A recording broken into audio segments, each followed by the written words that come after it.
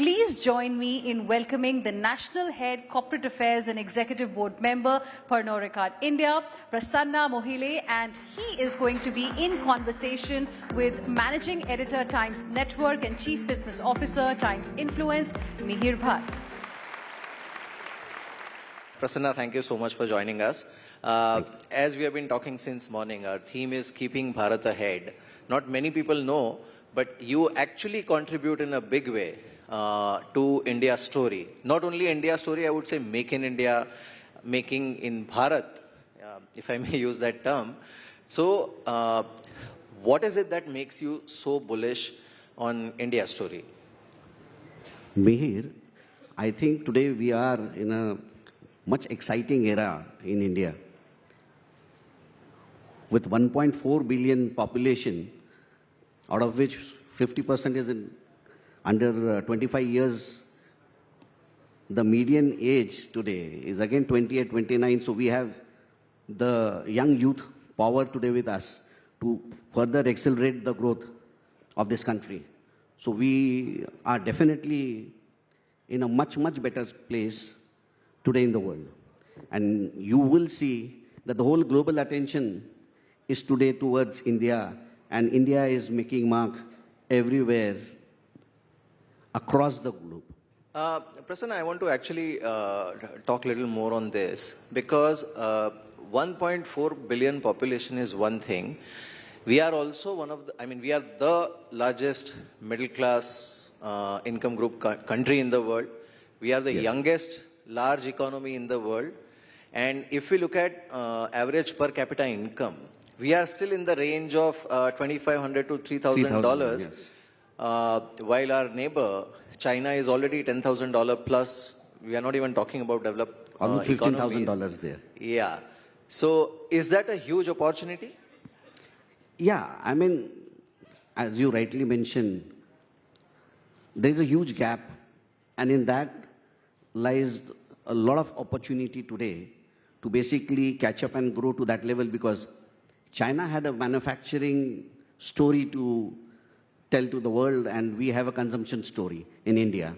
So India is all looking at furthering their growth, and the economy I see is growing very steadily, and so is Pernod Ricard with them.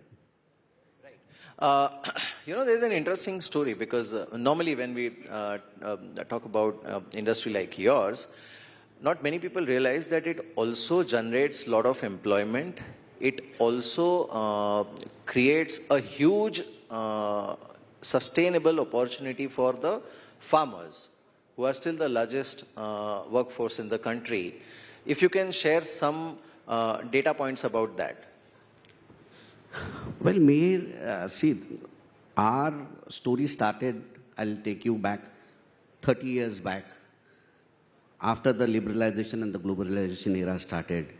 And I remember we started with 1 lakh cases way back in 1994. And today we are almost 7 crore cases per annum. Really? So that's the kind of growth Pernod Ricard had. And while we grew, many people don't know basically that the kind of contribution this sector has in the rural economy, in the agriculture sector, is immense. Because my byproducts are all grains. So my major investment and thrust goes into the farmer sectors. You would see this entire industry, it generates almost 50 lakh jobs, out of which 9 lakhs are because of the existence of Pernod Ricard. We contribute to 9 lakh jobs, and out of that 9 lakh jobs, 6 lakhs are into the agriculture sector. So you will see the kind of, because unless, I always believe that to achieve that dream of Vikasit Bharat 2047, there has to be a rural and urban linkage there. Till we don't fuel the rural economy, we don't invest into this sector, the real dream of achieving the Vikasit Bharat will not happen. So we believe in the 3T vision laid down by Honorable Prime Minister, talent, training and transformation. So we believe in that philosophy and we are moving ahead. This company has been very, very sensitive towards the communities also around it. So there's a lot of sustainability that we basically undertake in our area of operations. Right. But I want to understand, when you say that, the employment generation figure is so huge, I'm sure it's also adding to the economy. And, one of the strongest pivotal points for Indian economy right now is Make in India. I think you are already, one is you are making in India, you are already making for the world. Is that the right direction? Yes, so basically innovation is at the heart of Pernod Ricard. We keep on innovating and you would see 97% of our products today are all made in India. Whereas in other sectors, if you see, they are somewhere around a range of 75 to 80%, but ours is 97% products are made in India. We basically blend it with our global touch with the local craftsmanship. So there is a clearly technological upgradation as well. And how are you helping the farm sector, or I would say agri sector, with newer technologies, sharing the know-how with them, because it is one of the essential raw materials for you and you are dependent on agri sector. So modernization of agri sector is very important for you as well. So how do you ensure that? So basically, we collaborate with them. The upskilling of farmers is very important. The usage of water, the way the cultivation of crop, how maximum yield can come per acreage. So that is the kind of training also we give to them so that they benefit more. Because maybe sometimes an organic seeds might give you a lesser acreage. So we ask them to get a genetically modified seeds so that we get little better yield per acreage so that they get a sustainable farming. Right. In terms of contribution to the exchequer also, I believe this sector adds a lot. Yeah, as I mentioned to you earlier, Mir, that this sector almost contributes 3.5 lakh to 4 lakh crores to the government exchequer. That's a huge contribution which we do. For Pernod Ricard's direct tax contribution is almost 25,000 crores. And our contribution to the GDP through the value chain is almost 40,000 crores contribution is what we do. And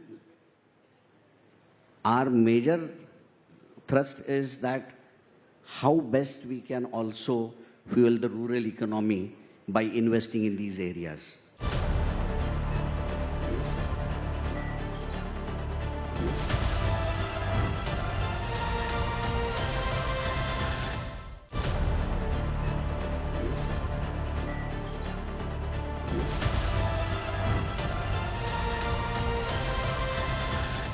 You mentioned about investment, so I want to actually understand that. So since you mentioned that, you went from 100,000 cases to more than 7 crore cases in 30 years, and that's a huge growth that you have witnessed. But you are also saying that this growth is going to not only sustain, it will actually further grow or it will explode. So what are your investment plans or what are your expansion plans? What are the regions that you are looking at? What are the geographies that you are looking at from exports point of view also? So basically, we have almost 24 to 25 manufacturing facilities pan-India. and we have almost 11,000 workforce working there in them. But mainly the investments which we are now seeing, because of the steady economy, as I said, in last 10 years we have seen, we are getting ready for the future. And that is why we are coming up with our first malt maturation plant, which will be first in Asia, in Nagpur. So that will be around 200 million euros plant, which we are coming up. We will be needing almost 5,000 to 6,000 tons of barley in my first phase per month. Per month? Per month. So there will be huge requirement of that, which should, support almost 80 to 90,000 farmers.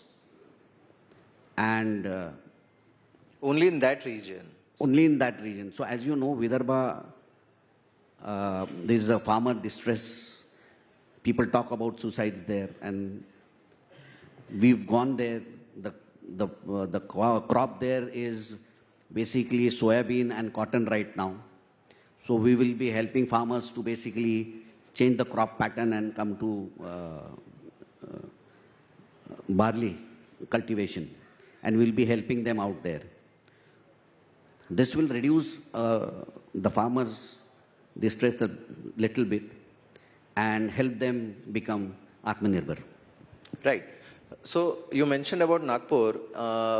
Any particular reason why you are looking at Maharashtra? Is it because of the ease of doing business over there, or are you also looking at some other regions from future expansion point of view? See, basically our first plant came in Nasik. So with Nagpur, we are also looking at, tomorrow we might, if we think of expanding, we'll expand there. But see, while I expand my current facility in Nasik also, I'll be requiring almost 2 lakh tons of maize per annum, which will require almost 1 lakh acres of land. For Nagpur, I will require almost 38,000 to 40,000 acres of land. So just see the kind of farmers, it's getting into that Entire ecosystem. So that is where I say the contribution of this sector goes into the agri sector per se. Right. It's a different kind of corporate social responsibility, I would say. But otherwise also, I'm sure there are a lot of efforts that you all must be doing for sustainability, because your business is directly dependent on sustainability and ensuring sustained climate. Yes, but before I answer to this, I missed telling you on the question you asked, why it is Maharashtra-centric more. Right. It is because of the progressive policies of the state. Not that the other states don't have, the other states are also competing, because now we see ease of doing business, which has been there since last 10 years. I hear ease of doing business, and the Niti Aayog monitors each state on various parameters. So there is very healthy competition amongst each state to compete there. And the way we saw this time, even in Davos, Maharashtra, they signed almost 16 lakh crores of MOUs, and the progressive governance under the leadership of Mr. Devendra Fadnavis. That has been the reason why we went to Nagpur also, honestly, because he was mainly instrumental, because he has been sensitive towards farmers, and we have had discussion. We looked at different areas in Rajasthan, UP and other places also. But because of the way Maharashtra government followed it up, we got all the approvals in record time. That is the reason why we are there. Yeah. Right. But before we proceed, do you think it's high time that this sector and this industry formally receives the industry status? Because that will change a lot of things for the sector as a whole. Yes, yeah. I mean, after contributing so much to the government exchequer and this industry has never got the kind of industry status that it deserves to. Right? So my request to the government would be to get us into the mainstream sector so that there will be more investment coming into this sector, more employment can be generated. There can be, as I told you, this sector contributes a lot into the rural economy also. So yeah, I feel that it's high time that this sector gets the deserved industry status and comes into the mainstream. You know, as a corporate citizen, I have this, and I'm actually curious on this, that actually, one is obviously giving the industry status, but second is, industries like yours, it can actually help in modernizing the overall agri and farm sector in a large country like India, where it is always required, the technological upgradation. Yes, and that is what I told you, that we, as a company, we are very sensitive toward this task, and we do help us upgrade the farmers through the latest technology, whether it is AI, etc., because we also want them to grow with us, and that is how we've been investing in these regions for that, and helping them to upgrade their skill sets. Right. What are you doing in the space of sustainability? See, other than the upskilling of farmers, we have also been associated with the Maricom Foundation, wherein we basically help the girls, young girls, and the underprivileged ones especially, who are talented but can't come up. So we have tied up with the Maricom Foundation that we get young boxers coming from the rural area, basically, who gets that kind of a mentorship, that training, everything, so that they also compete tomorrow at the national level, and maybe we see another Maricom coming up. We also have a Raftar project where we are also supporting the athletes coming again from the rural sector and the underprivileged people who are not able to get that kind of a training, skills, mentorship. So we are helping them out on that. We are there for basically water neutrality. That's one of the major projects which we have. Digital education. We've spread wherever there are no classrooms in the rural areas. We are supporting them through the digital education projects. So yeah, if you see, Pernod Ricard has been very, very sensitive towards all these projects, and these are not just our sustainability goals, but we believe in them. And we've also given away our permanent mono cartons, because of which today almost 7,500 tons of carbon emission is reduced per annum, which helps in conserving 250,000 trees. And we aim to take it to 30,000 by 2030 per annum. So that's the kind of sustainability initiatives which Pernod Ricard basically takes. Right. One last question, Prasanna. Coming back to our theme, keeping Bharat ahead. You know, it's a very broad and inclusive theme, and we very consciously decided on this theme, because the moment you say India, you are still somewhere talking about urban, metro, tier 1, tier 2, probably tier 3 cities. The moment you say Bharat, you are talking about the entire country. The entire country. Most developed, slightly developed, underdeveloped, all of it together. According to you, what will it take from policy and initiative point of view to keep Bharat ahead? See, now, as I said, basically that there's a lot of ease of doing business which is happening around. The policies are becoming more and more investment friendly. You are seeing that's the reason a lot of foreign direct investments are also coming to India.